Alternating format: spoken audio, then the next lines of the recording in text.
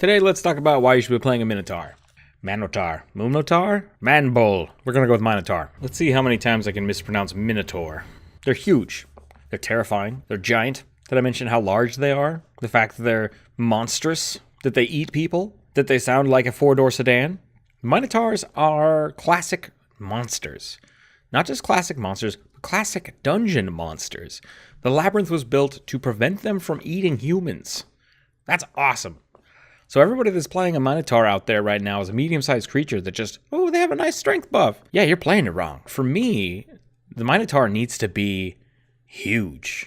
Needs to be, like, terrifyingly huge. We're talking, like, 12 feet tall. So for all of you running around with your mid-sized family carriers thinking, hells yeah, Minotaurs are awesome, you're absolutely right. But you are missing out on the thing that makes Minotaurs so flippin' awesome. And that is that they are just catastrophically huge. As a large creature, your bull rush becomes so much more effective. You can push things that are 3 times the size of a normal party member. It easily becomes like standard for your kit. If your character's not bull rushing every chance it gets, you're missing out.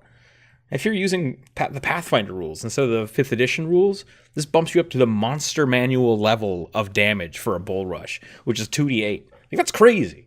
And on top of that, you get to use large-sized weapons. That's going to skyrocket your damage to insane levels.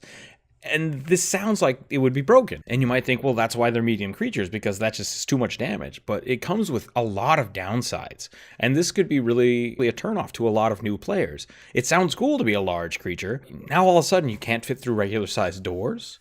Your armor costs twice as much. Your weapons cost twice as much. Not to mention that you can't cross small bridges. It might be hard to chase goblins down holes. There are a lot of drawbacks that a normal adventurer wouldn't even think about. But if you play a Minotaur, man, bull, man, cow, person, you get the opportunity to play a character in a way that most people haven't experienced. So you could always go around in the little 4-door Minotauros, or you could spring for the tow package, get the off-road suspension, and you'll never be more than a winch and a tow rope away from a good time.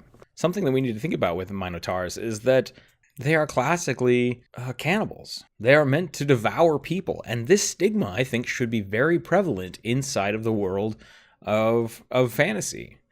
So whether you're playing D&D or Pathfinder, you need to start working in that people's original perspective of you is going to be of terror and fright. And being this huge, imposing creature fits perfectly with that. How are you going to buy food from a tavern when you can't quite fit in the door?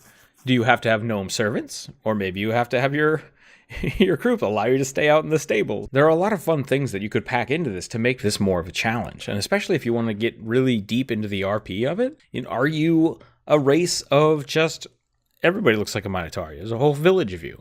Or are you that unique person that was cursed by the gods and now have to deal with this blight of growing up between two worlds? Do you embrace your bestial monster side? Or do you embrace your human side and try to break the stigma that people have against you as a monster? If you are currently playing a Minotaur, then I applaud you. Don't get me wrong. I'm really happy that they are a playable race and that people have found a way to do it. And I really want to hear your stories. I want to know what you're doing to make the Minotaur work out for you. And if that is happening to be a medium-sized creature, there's nothing wrong with that. I say you're playing it wrong, but really you're playing it wrong for me. So if it works for you, play it the way it works for you, works for your team. Talk with your DM about it. Maybe being a larger creature is something you should try. You might enjoy it. I have a lot of fun playing out-of-the-box characters, but I also understand that doesn't work for everybody, especially for new players. At the end of the day, rule 1 is always, is it fun? I love a good challenge, and when I'm exploring goblin caves with a large creature and I can't swing my axe, I have to get creative. I have to think about other weapons, other options. I start using those horn attacks as primary weapons. You start throwing people around. You're a large creature. You have tons of strength. Why not go for it? I would argue that they should really be getting more of a strength bonus than there is currently in the book. And yeah, that could make things a little broken, but it matches the character better, in my opinion. Maybe they should also get a minus to charisma or a minus to intelligence or wisdom just based on their background. Because maybe you didn't get to go to a fancy school, or maybe you did. Maybe you're the one cow wizard in all the land. If you haven't played a good cow wizard yet, I don't know what you've done with your life. You should really get on that. How cool would it be to throw a fireball at someone and then just grab them by the face and huck them across the room because you're so big? There's definitely a lot of downsides to being a large-sized creature. But for the Minotaur, I think it's really kind of their bread and butter. You need to go into that. It's just like being a goblin. I want to be a normal-sized goblin. Just being a hobgoblin, I guess. And this necessity for matching the world, being normal-sized, I think is why we have half-orcs, halflings. It's the midway point because people weren't comfortable going outside of the box.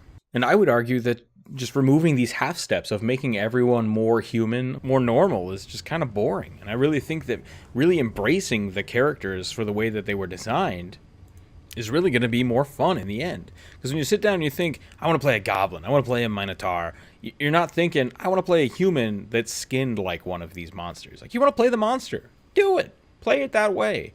And really embrace all the horrible, awful things that people are going to initially think about your character. I want to be the good Minotaur. Great, do that. Be the cleric of good that is needed in your realm. But just know that when you show up, people are going to be like, oh shit, that guy's a monster. You're going to have to deal with that. I want to see people playing these monstrous, terrifying creatures in the world that we live in. You know, how do you deal with that? How do you deal with a shopkeep that you can only see by looking through the door because you're too tall? Or your horns get stuck when you walk in the tavern and be like, maybe I shouldn't stay here. There's a lot of fun things that could happen. And there's a lot of fun ways that your DM can stifle you, can say, hey, you know, you're not going to be able to deal with this in the normal way. How are you going to deal with these people? You know, win them to your side. Really take the time to make your character experience those things. Like, that's what's going to make your character memorable, is remembering how you dealt with those adversities, how you dealt with those issues, those problems. And that's what's going to make this character fun to play, even though it might be hard sometimes. Take a few points in survival so you can just spend your nights out in the wilderness. You know, are you going to get attacked by goblins? No, but you might get attacked by monster hunters, other adventurers, people trying to get that magical horn for whatever God knows alchemy thing they're doing. I'm sure that's a thing somewhere. But for the most part, take on the challenge. Be the terrible monster. See where it takes you.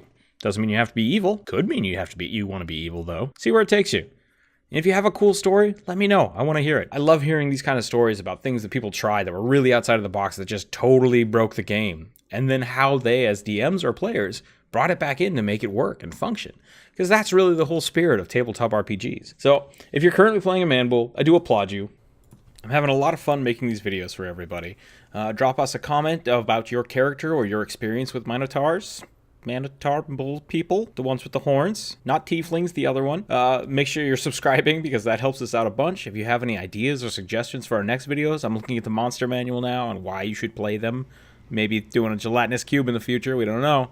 You can always follow us on Twitter, Facebook, Instagram. There's links down below. Follow us on ArtStation if you really just want to check out the art. We have the full images posted there. And remember to keep your dice on the table, everybody. Until next time.